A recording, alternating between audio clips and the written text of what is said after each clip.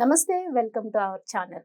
ప్రస్తుతం మనతో ప్రముఖ ఆధ్యాత్మికవేత్త, ఆస్ట్రాలజర్ సత్యనారాయణ మూర్తి ముల్లపూడి గారు ఉన్నారు. వారితో మాట్లాడదాం. నమస్తే గురుగారు. నమస్కారం మా పడిగమారి. గురుగారు, భీష్మాష్టమి, భీష్మ ఏకాదశి. హ్మ్. భీష్మ ఏకాదశి అంటే అందరూ చేసుకుంటారు. అసలు భీష్మాష్టమి అంటే ఏంటి? అలాగే భీష్మ ఏకాదశి రోజు అందరూ కూడా చాలా మంది ఉపవాస దీక్షలు ఉంటారు. అసలు ఎందుకని భీష్మ ఏకాదశి చేసుకోవాలి? దానిలో ఉన్న అంతర్యం ఏంటి? భీష్ముడు అప్పటి వరకు అంపశయ్య మీద ఉండి ఆ రోజే నిర్యాణం చెందారు అని చెప్తారండి. అసలు భీష్మ ఏకాదశి విశిష్టత, అలాగే భీష్మాష్టమి గురించి కూడా చెప్పండి. భీష్ముడు అంటే ఒక ధర్మవేత్త, సూక్ష్మ ధర్మాలన్నీ అవపోసన పట్టినటువంటి వాడు. ధర్మాన్ని ఇంత అంగుళం కూడా అతిక్రమించడు, అంత గొప్పవాడు. తండ్రికి ఇచ్చిన మాటలు రామచంద్ర ప్రభు ఏ విధంగా అయితే మాట దాటలేదో భీష్ముడు కూడా అదే చేశాడు. అయితే నాదొక చిన్న డౌట్ అడగచ్చు. మరి ద్రౌపదిని వస్త్రాభరణం చేస్తున్నప్పుడు భీష్మ పితామహుడు అక్కడే ఉన్నారు కానీ ఖండించలేదు అనేది అంటారు కదా. మరి మీరు ధర్మవేత్త అన్నారు కదా, మరి అప్పుడు ఖండించారు? నేను చెప్పింది కాదు, ఇది సాక్షాత్ శ్రీకృష్ణుడు చెప్పింది. అదేనండి, మరి ఎందుకు స్త్రీకి ఆమె ద్రౌపది అవ్వచ్చు, ద్రౌపది కాకపోవచ్చు, వేరే ఏ స్త్రీ కోసమైనా సరే ఇలా జరిగిన రోజున అవమానం జరిగినప్పుడు ఆమె మానాన్ని వీళ్ళంతా కూడా పరిహాసం చేస్తున్నప్పుడు శ్రీకృష్ణ పరమాత్మ ఆ రోజే చంపేశాడు అందరినీ. ఎవరెవరిని చంపేశాడు? మొత్తము భీష్ముడిని ఆ రోజే చంపేశాడు. ద్రోణుడిని, కృపాచార్యుడిని, వీళ్ళందరినీ కూడా కాలిపోయినటువంటి ఆకుల్ని, నాయన అర్జున నువ్వు చంపుతున్నావు, నేను ఆల్రెడీ వాళ్ళని అప్పుడే లేపేశాను, ఊరికి పైకి అలా ఏమంటారు ప్రాణజీవులు, విగత జీవులు అంటాం, అంటే చనిపోయి బతుకుతున్నాం. అలా ఆ రోజునే ధర్మానికి ధర్మస్వరూపం ఎవరు? శ్రీకృష్ణుడు. అవును, ధర్మాన్ని పాటించేవాడు అన్నాను నేను. భీష్ముడు ధర్మస్వరూపుడు కాదు ఆయన. కాబట్టి ఆయన పాపం కొన్ని నియమాలు పెట్టుకున్నాడు. వాళ్ళ తండ్రి శంతనుడు ఏమనిచ్చాడంటే ఒక వరం ఇచ్చాడు, నీకు ఇచ్చామరణం అయినా నీకు ఎప్పుడు కావలిస్తే అప్పుడు. కొన్ని పురాణాలు గంగాదేవి కుమారుడు కాబట్టి ఆయనకు అర్హత వచ్చింది, గంగాదేవి ఇచ్చిందని అంటారు. కానీ చాలా పురాణాలు శంతనుడు ఇచ్చారని అంటారు. ఓకే, ఆయన పెళ్లి చేసుకోకుండా తండ్రి కోసం మాట ఇచ్చి భీష్మ ప్రతిజ్ఞ చేశాడు, దాని మీద నిలబడ్డాడు కాబట్టి మనకి భీష్ముడు అయ్యాడు. ఇప్పుడు చాలా మంది ఇస్కాన్, ఆనంద్ మార్గ్ ఇలాంటి సంస్థల్లో కొన్ని వందల మంది పెద్ద పెద్ద చదువులు చదువుకున్న డాక్టర్లు, ఇంజనీర్లు వీళ్ళంతా సన్యాసం తీసుకున్నారు. వీళ్ళు పెళ్లి చేసుకోలేదు, భీష్ముడు పెళ్లి చేసుకోలేదు. కానీ మరి భీష్ముడికి ఎందుకు వచ్చింది పేరు భీష్మ ప్రతిజ్ఞ? మరి వీళ్ళెందుకు రాలేదు అంటే అర్థం ఏమిటంటే, భీష్ముడు అంటే ఒక వ్యక్తి కాదు. ఎవరైతే మాట ఇచ్చి ప్రతిజ్ఞ చేస్తారో ఆ మాటకి కట్టుబడి నిలబడినటువంటి వాడిని భీష్ముడు అంటారు. భీష్ముడు అసలు పేరు చిన్నతనంలో దేవవ్రతుడు. ఆయన దేవవ్రతుడు. ఆయన అష్టవసువుల్లో ఒకడు. అష్టవసువులు అంటే ఎవరు అంటే ఇంద్రుడికి, శ్రీమద్ నారాయణమూర్తికి దేవలోకంలో హెల్ప్ చేసేటటువంటి వాళ్ళు. కారణ జన్ముడు ఆయన.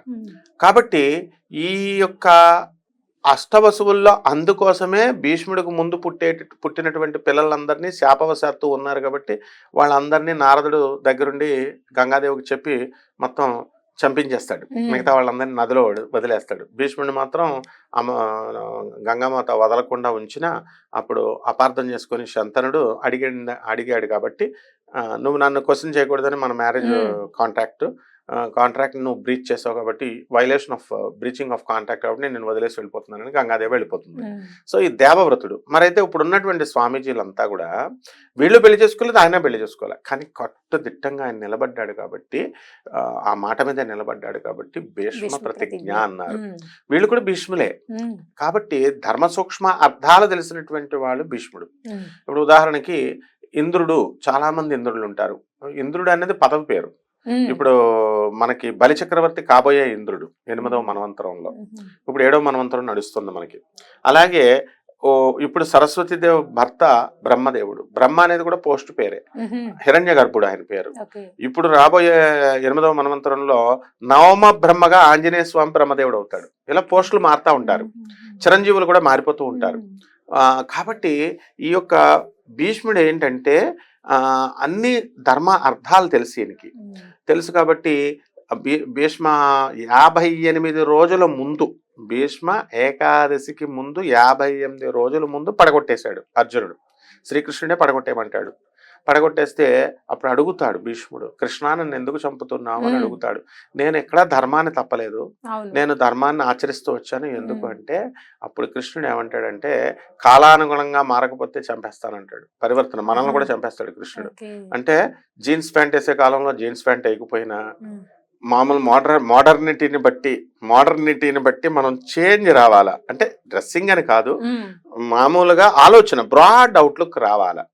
అంతేకాని పూర్వంలో ఎద్దుల బండి మీద వెళ్ళేవాళ్ళం, ఇప్పుడు ప్లేన్స్ ఎందుకు వాడుతున్నారు? ఎయిర్పోర్ట్ బస్ స్టాండ్ లాగా అయిపోయింది. ఇప్పుడు అమెరికాకి వెళ్ళే ప్లేన్స్ ఎయిర్పోర్ట్ అంతా నిండిపోయి ఉన్నాయి. బ్యాగ్లు వేసుకుని ఆడవాళ్ళు ఇలా బ్యాగ్లు వేసుకుని దుబాయ్ ఇలా వచ్చేస్తున్నారు, కోటికి వెళ్ళి వచ్చినట్టు నాంపల్లి నుంచి. మరి ఆ పరివర్తన చెందలేదు భీష్మ. నువ్వు ఎంతసేపు ఏం చేసావు? మా నాన్న చెప్పిందే ఇంట, మా నాన్న ఏం చెప్పాడు? హస్తినాపురాన్ని రక్షించమన్నాడు. కాబట్టి హస్తినాపురం మీద కన్ను ఎవరికన్నా పడితే ఆయన చంపేసేవాడు భీష్ముడు, యుద్ధం చేసేసి. నా మనవలు అన్నాడు. కౌరవుల జోలికి వస్తే యుద్ధం చేసేసేవాడు.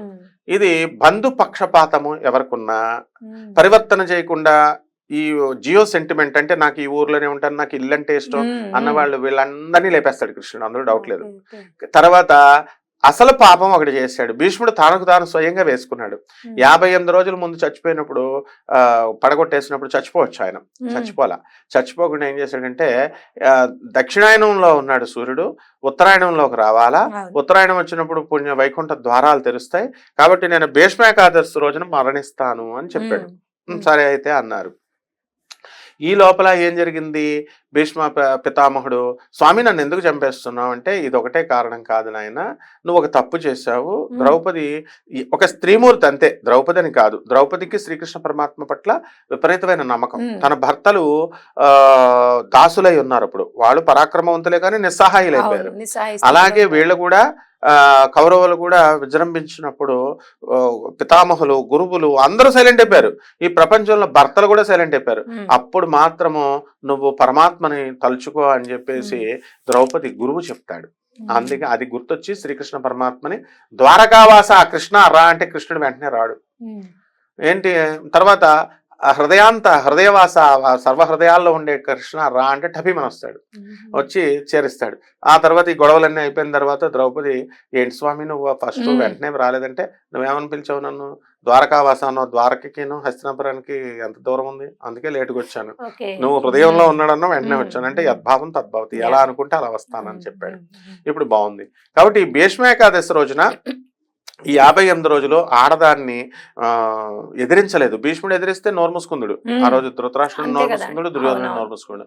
కాబట్టి తప్పు చేశాను అన్న భావన భీష్ముడిలో వచ్చి ఈ 58 రోజులు కూడా అర్జునుడు వేసిన అంపశయ మీద తనకు తాను శిక్ష వేసుకొని పశ్చాత్తాపం వచ్చేసినప్పుడు ద్రౌపది అడుగుద్ది, తాత నువ్వు ఆడదాన్ని నన్ను మానభంగం వస్త్రాపహరణం చేస్తుంటే అప్పుడు నువ్వు అడ్డుకోలేకపోయావు, ఇప్పుడు నువ్వు పాండవులు వస్తే నీతులు చెప్తావా? ఇప్పుడు నీతులు చెప్పడానికి నీకు హక్కు ఎక్కడిది? ఎవరైతే నీతిని ఆచరిస్తారో వాళ్ళకి చెప్పే హక్కు ఉంది, నీకు ఎక్కడ ఉంది అని అడుగుతుంది. అప్పుడు ఏమంటాడు, అమ్మాయి 58 రోజుల తర్వాత నాలో పశ్చాత్తాపం వచ్చి పాపం పోయింది కాబట్టి నాకు ఇప్పుడు చెప్పే హక్కు వచ్చిందమ్మా అంటాడు. ఆ విధంగా శ్రీకృష్ణ పరమాత్మ పాండవులందరికీ కూడా ధర్మమైనటువంటి మార్గాలు, ధర్మ సూక్ష్మాలన్నీ చెప్పేస్తాడు భీష్ముడు. కాబట్టి దీన్ని భీష్మ ఏకాదశి రోజున ప్రాణం వదిలాడు. కాబట్టి ఆ రోజు మనం భీష్ముడిని తలుచుకోవాలా, పాండవులను తలుచుకోవాలా, కృష్ణుని తలుచుకోవాలా, మన తల్లిదండ్రులని, గురువులను తలుచుకోవాలా. ఇది నియమం. ఇక భీష్మ అష్టమి ఏంటండి అని అడుగుతావు కదా. డెత్ యానివర్సరీ అంటే సంవత్సరానికి సంవత్సరం ఆ తిథుల ప్రకారము మనకు వస్తుంది. కాబట్టి భీష్మాష్టమి రోజు యాన్యువల్ ఆయనకి అంత్యక్రియలు చేసిన పిండాలు పెట్టిన రోజు, చనిపోయిన రోజు యానివర్సరీ వస్తుంది. అందుకని అది ఈ రెండిట్లో ఉన్నటువంటి భేదం. చనిపోయిన రోజునే తిథి రావాల్సిన అవసరం లేదు, ఒక్కోసారి తిథి ముందు వస్తూ ఉంటుంది. కాబట్టి భీష్మాష్టమి అది ఏదైతేనేమి ఈ 2 రోజుల్లో కూడా మనము భీష్మ పితామహుణ్ణి మనము తలుచుకోవాలా ఆ రోజు. అంతేకాకుండా శ్రీ మహావిష్ణువు యొక్క విష్ణు సహస్రాన్ని ఆయన పాండవులకు ఉపదేశిస్తాడు. కాబట్టి అప్పుడు పరమాత్మ పాండవులు అడుగుతారు, కృష్ణ నువ్వే పరమాత్మవు కదా. భీష్ముడు అడుగుతాడు, కృష్ణ నువ్వే వాళ్ళకి